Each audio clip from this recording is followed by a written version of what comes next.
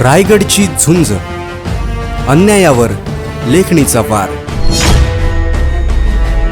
कर्जत तालुक्यातील कशेळे वाकडी पूल दरम्यान मोकाट गायीला धडकून झालेल्या भीषण मोटारसायकल अपघातात वडिलांचा जागीच मृत्यू झाला असून मुलगा गंभीर जखमी झाला आहे.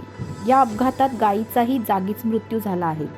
मिळालेल्या माहितीनुसार कर्जत तालुक्यातील पाथरस परिसरातील मौजे खोंड्याची वाडी येथील रहिवासी मालू लक्ष्मण ढोले वय 42 वर्ष हे त्यांचा मुलगा हरिचंद्र मालू ढोले वय 27 याच्यासह मोटारसायकल क्रमांक MH46 AY 1930 वरून कर्जतवरून त्यांच्या गावी परतत होते. दिनांक 7 मार्च रोजी सायंकाळी 5:45 वाजण्याच्या सुमारास कर्जत कशेळे मुरबाड राष्ट्रीय महामार्गावरील आंबिवली फाटा निसर्ग हॉटेल जवळील वाकडी पुलाच्या वळणावर अचानक रस्त्यावर फिरणारी मोकाट गाय समोर आल्याने मोटारसायकलची त्या गायीला जोरदार धडक बसली. या भीषण अपघातात मोटारसायकलवरील मालू लक्ष्मण ढोले याच्या डोक्याला गंभीर मार लागून त्याचा जागीच मृत्यू झाला, तर त्यांचा मुलगा हरिचंद्र ढोले गंभीर जखमी झाला असून त्याची प्रकृती चिंताजनक असल्याने त्याला उपचारासाठी पनवेल येथील रुग्णालयात दाखल करण्यात आले आहे.